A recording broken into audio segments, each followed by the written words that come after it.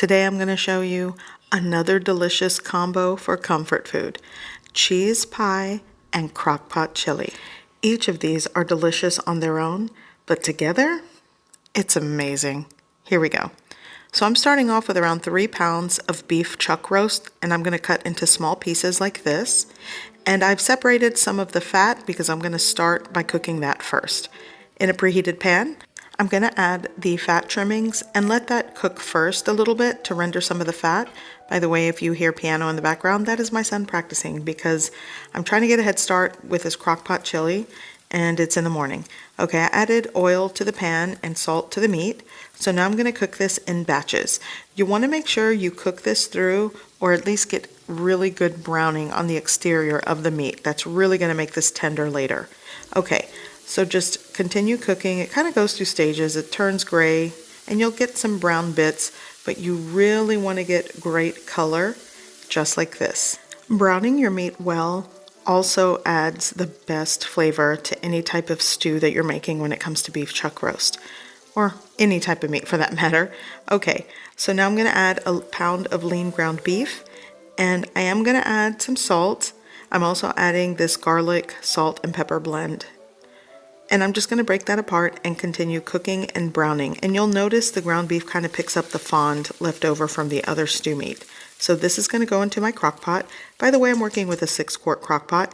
I'm going to add 3 tablespoons of Fancy Light chili powder. Here I'm going to add probably like 1 or 2 teaspoons of ground cumin. I'm also adding some of that salt, pepper, garlic blend into the mix and onion powder. I will put the ratios I used in the description below. Here I'm going to add some smoked paprika, probably like 2 or 3 teaspoons, and 1 dried bay leaf. I'm also going to add a 10.5 ounce can of French onion soup, because I have it, and 1 can of beef broth. I think this is like a 14 ounce can. Also, I make crock-pot chili so many different ways. This is just what I'm doing today. I'm going to add 1 heaping tablespoon of chipotle peppers in adobo sauce. If you want it spicier, add an extra tablespoon. So just give all of that a good mix. And again, if you want to add some Worcestershire sauce, brown sugar, some apple cider vinegar, those are all flavor profiles in chili. I'm going to add a 15 ounce can of ranch-style beans. I drained off some of the liquid. Now give that a mix. And what I'm going to do is slow cook this and set everything to high. And you'll want to cook this for about 4.5 to 5 hours, or until everything is tender. Okay, cheese pie or cheese and potato pie. I've seen the term used interchangeably with this specific dish, and this is a British or English baked dish.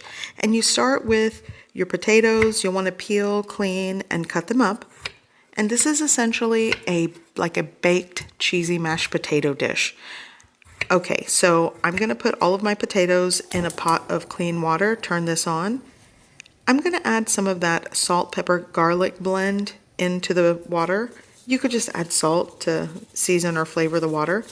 Here I'm going to add some chicken bouillon powder, like a teaspoon. And what I'm going to do is bring that up to a boil and cook until fork tender. I'm going to add the lid and offset it. I'm going to check on the chili now. So in the last hour of cook time, you'll want to add a cornstarch slurry. I'm going to add like 1.5 tablespoons of cornstarch and then add 2 tablespoons of cold water. You want to mix that up, and that creates the cornstarch slurry that's going to tighten up the chili.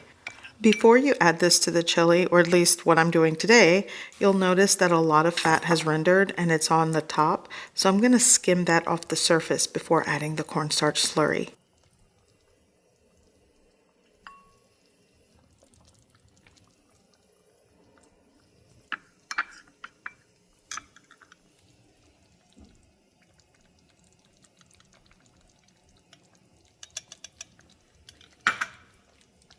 You'll want to give that a really good mix. Also, I'm going to remove the bay leaf. I think it's done its job. Everything smells very aromatic. Okay, and set that aside. So what I'm going to do is cover with a lid and let it continue cooking for 1 more hour, or until it's tender and cooked through. Okay, so in a pan, I'm going to add some ghee. You could add a little cooking oil or butter. I'll melt that down. And I am going to saute 1 small onion that I thinly sliced. You could really elevate the cheese potato pie by caramelizing your onions, but I'm just going to give them a really good saute. Here I'm adding a pinch of salt, and I'm just going to cook them through. I have seen several recipe videos where they boil the onions. I don't know if that's traditional or authentic, but a good sauteed onion would go well with this, so that's what I'm doing. Okay, so the potatoes should be done, and like I said, you want to make sure they're fork tender. Okay, yes, this is perfect. I love a good, soft, tender, creamy potato. So I'm going to drain out all of the water. And these potatoes, you really don't have to add heavy cream or milk to them. I am adding butter, so like 2 tablespoons of butter, and I'm going to give them a good mash. And you'll want to season salt and pepper to taste. And honestly, these mashed potatoes, they're so versatile. You can add herbs into the mix, maybe a little thyme or rosemary. I think it's really up to you. You can do a lot of things with these, but I'm just going to keep it simple today and just mash these with salt and pepper. And like I said before, you'll want to salt and season to taste. So I'm just going to add that salt, give it a mix. Now for the sauteed onions, and you'll want to give that a good mix. And these are done. I'm going to set these aside until I'm ready to use them. For the potato cheese pie, I'm going to be using around 8 to 10 ounces of shredded sharp cheddar cheese. I'm using white and yellow sharp cheddar. So here I have a buttered 8 by 8 square baking dish, and I'm going to start building the layers. You'll want to start with half of the potato and onion mixture and just create a layer on the bottom. Now I'm going to add half of my shredded cheese. I've also seen people add cheese into the potatoes. You totally could do that, but I just did it in layers. So the second layer after the cheese is the potatoes, cheese again, and now what I'm going to do is top it with thinly sliced Roma tomato. This was just 1 tomato that I thinly sliced to cover the surface area of the top of this. And you'll want to preheat your oven to 400 degrees Fahrenheit, and you're going to bake this uncovered until everything is cheesy, bubbly, and kind of crispy on the edges and toasty on top. It's going to take like 25 to 30 minutes. So this has been baking for about 30 minutes, and it smells and looks amazing. So the hardest part is just letting it set for about 15 minutes before slicing into it or cutting into it. So if you can do that, then you're gold. So I'm going to let this set, and my chili should be about done, and I'll show you a plate. This is what we're having for dinner.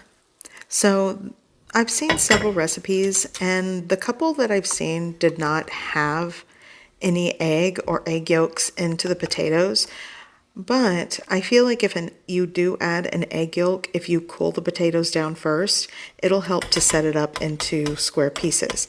But quite honestly, I'm not complaining because this is going to be good.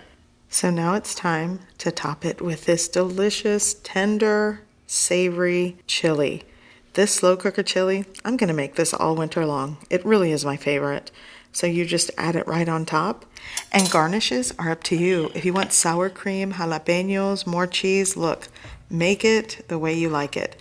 I'm going with a little bit of chopped fresh chives. Even green onion would be great with this. And this is it. This is the dinner. I hope you give this recipe a try. I hope you like it. And thanks for watching.